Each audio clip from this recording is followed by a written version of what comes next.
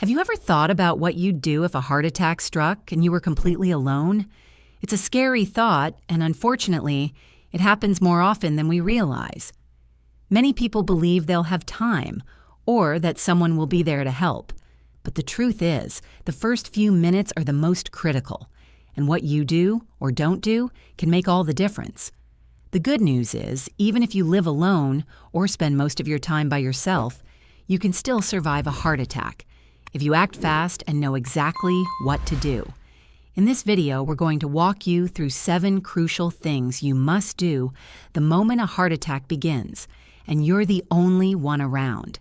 These steps are simple, practical, and life-saving. You don't need medical training. You don't need fancy equipment. You just need to be prepared and stay calm. We'll break it down step by step. How to recognize the first signs. What to take immediately.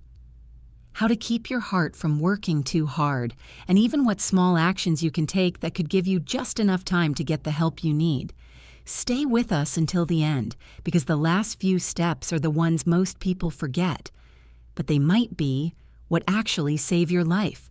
Don't wait until it's too late to learn what your body is trying to tell you. Let's get started. Number 1. Recognizing the earliest warning signs. The first and most important step in surviving a heart attack alone is knowing what it feels like, not just in your chest, but in your whole body.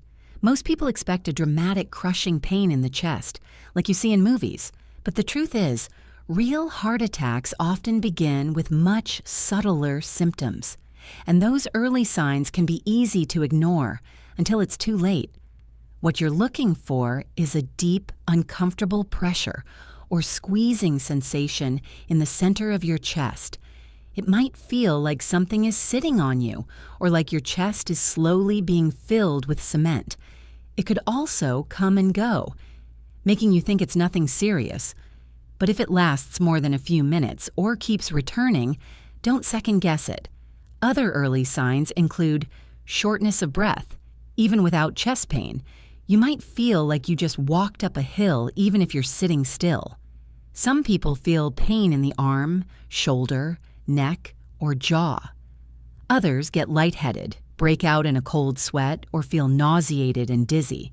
And in some cases, especially for older adults or women, the pain may feel more like pressure in the back or stomach rather than anything in the chest. Let's take an example. Richard, 74, was sitting at his kitchen table when he felt a strange tightness under his collarbone, almost like heartburn. But then he noticed he couldn't take a full breath, and his hands began to sweat. He remembered reading that not all heart attacks start with pain, so instead of brushing it off, he acted. That decision may have saved his life. The body often whispers before it screams. And when it comes to heart attacks, those whispers are your only chance to take action. Before the damage begins, if you wait for the classic chest-clutching drama, you may already be too late. So the next time something feels off, especially if it's a combination of pressure, shortness of breath, or unusual fatigue, stop what you're doing. Don't try to tough it out. Don't tell yourself it's just indigestion.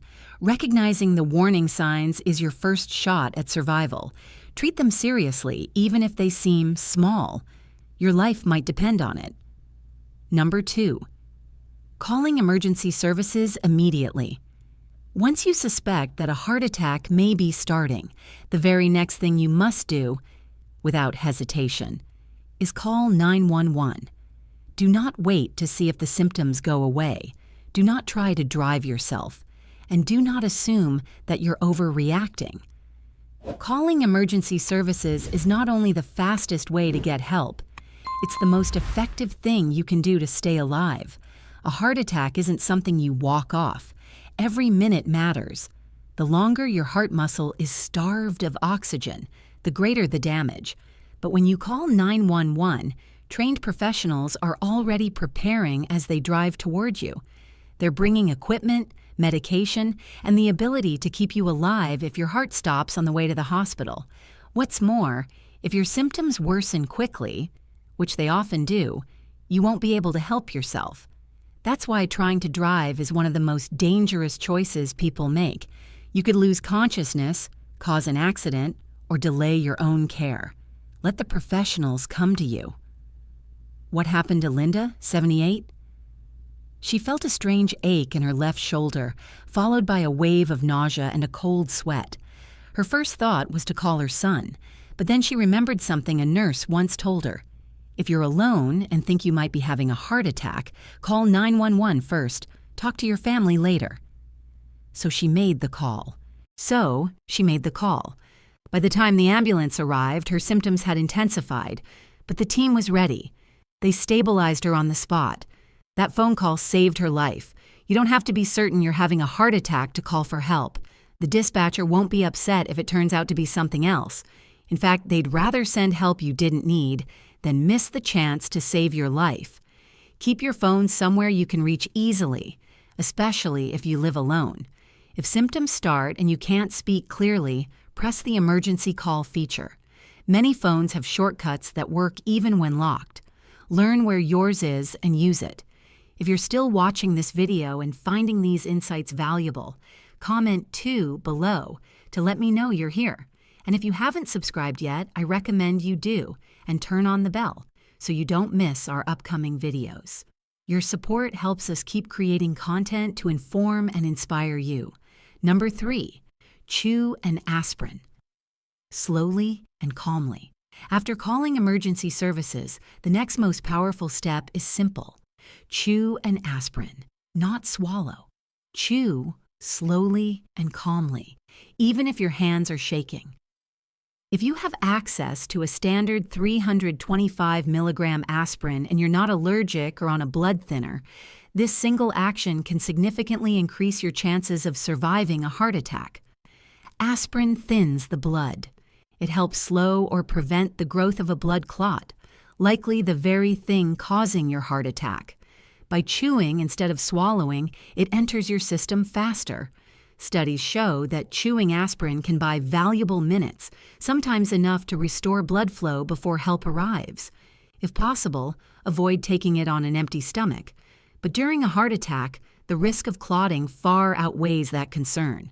Don't worry if all you have is coated or delayed-release aspirin. Chew it anyway. You need it working immediately. Let me tell you about Joe, age 72. One morning, he felt tightness spread from his chest to his neck. He remembered he had aspirin in the kitchen. He sat down, chewed one, and waited for paramedics. Later, his cardiologist told him, "That one pill likely reduced the damage to your heart muscle. It kept things from getting worse." If you live alone, keep aspirin where it's easy to find. Your nightstand, kitchen drawer, even your wallet. Make sure it's not expired. And tell loved ones where you keep it in case they need to act fast.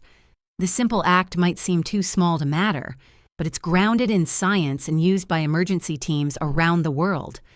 Chewing aspirin at the onset of a heart attack isn't just a tip, it's a proven intervention. And in those first few minutes, it could mean the difference between walking out of the hospital or not making it there at all. Number 4, sit or lie down. Protect your heart. Once you've called for help and taken aspirin, your next job is simple but critical. Stop moving. Sit or lie down in the safest, most comfortable position you can. This is not the time to pace, gather your things, or unlock doors, unless absolutely necessary. Every extra movement puts more strain on your heart, which is already struggling to get oxygen. Ideally, sit with your back supported, feet flat, and arms resting loosely. This reduces your heart's workload while you wait for paramedics. If you feel faint or lightheaded, lie on your side with your head slightly elevated. And whatever you do, don't try to push through the discomfort. That tough mindset may have helped in other parts of life, but right now, it's a risk you can't take. Many people feel embarrassed calling for help and then just sitting there. But make no mistake, doing nothing is doing something. It gives your heart a chance to stabilize. It slows your breathing. It helps conserve your body's limited oxygen. Take Alice, 81. When she felt pressure across her chest, her first instinct was to tidy the kitchen and pull herself together. But she remembered her doctor's words. If you think it's your heart, sit down. Everything else can wait. So she sat in her recliner and waited. That stillness, she later learned, likely prevented her symptoms from escalating into full cardiac arrest. If you ever feel pressure, shortness of breath, dizziness, don't try to finish what you're doing. Stop where you are or move only slightly to a safer spot. Then sit or lie down. Still breathe slowly. Let your body focus on one job, surviving. And here's something simple, but often overlooked.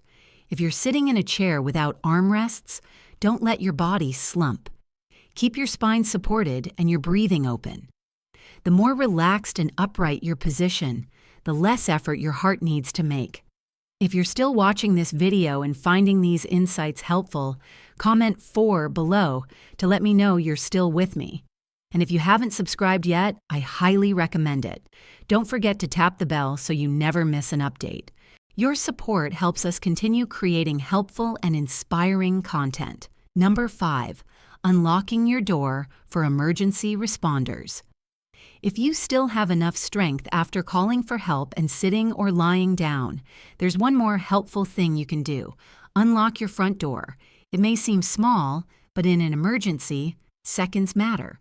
A locked door can delay treatment at a time when every heartbeat counts. Paramedics can break in if they have to, but that takes time, causes damage, and could even startle or injure you, especially if you're near the door. Unlocking the door in advance lets them walk right in and start helping you immediately. That simple act can save critical minutes your heart may not have.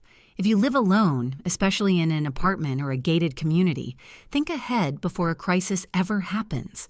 Ask yourself, is your door easy to open from the inside? Is your address clearly visible? Does someone nearby have a spare key? These questions might not feel urgent, until one day they are. Let me tell you about Paul, 76. He lives in a small condo. When his symptoms began, he called 911, chewed an aspirin, and unlocked his door, all in under 2 minutes. The paramedics later told him that one action helped us reach you 30 seconds faster and saved us from having to break in. That's the last thing I would have thought of, Paul said, but it might have gotten me help just in time. Now, if walking to the door feels too risky, don't do it. Sit down. Focus on breathing. But if you're near the door and feel steady enough to reach it safely, go ahead and unlock it. You might also consider a smart lock with remote access or a medical lockbox outside with a key, especially if you live alone or have mobility challenges. It's a small act of preparation, but it sends a clear message to emergency responders. You're ready. You've done your part. Now it's their turn to do the rest. Number 6, use speakerphone and your medical ID feature. During a heart attack, your phone becomes more than a tool. It becomes your lifeline. One of the smartest things you can do in that moment is switch to speakerphone. This allows you to speak to emergency responders hands-free, so you can focus on staying calm and breathing slowly without the stress of gripping your phone or holding it to your ear. Even that small action, raising your arm, can make it harder to breathe under distress. Using speakerphone reduces physical strain, lets the dispatcher hear your condition more clearly, helps them listen for background signs, your breathing, movement, or if you suddenly go silent. But there's another life-saving feature on your phone, your medical ID. Every smartphone has it. On iPhones, it's accessible even from the lock screen. On Android, there's often a similar feature. It stores vital info like your age, allergies, medications, medical conditions. If you're unconscious when paramedics arrive, that data can save precious time and guide better decisions. Take Susan, 79. She passed out moments before help arrived, but her phone had her medical ID set up. Paramedics immediately saw she was diabetic and allergic to penicillin and avoided giving her something that could have made things worse. So take a moment today. Set up your medical ID. It's a small effort now that could make a life-saving difference later. And because Susan had listed her emergency contact, paramedics were also able to call her daughter, right from her lock screen. Setting this up takes less than 5 minutes and can last a lifetime. Just include your name and birth date, major conditions, medications, allergies, 1 or 2 emergency contacts. It's not just for tech-savvy folks, it's for anyone who might one day need help when they can't speak for themselves. So if you ever feel those early signs of a heart attack, remember, use speakerphone, stay connected, and trust the calm voice on the other end. Their steady instructions and reassuring presence can make the wait feel less terrifying. And if you lose consciousness, your phone might still speak for you when you no longer can. Think about how you can apply this to your life, or even share it with someone you love, because it might not just save your life, it could save theirs too. Thank you for joining us today. We'd love to hear from you. Leave a comment below and share one thing you learned and how you plan to use it. Reading your comments gives us motivation and keeps this mission alive. If you found this video helpful, please like, subscribe, share it with someone who needs it. Your support helps us keep creating content that matters. Thank you for watching, and we look forward to seeing you in the next video.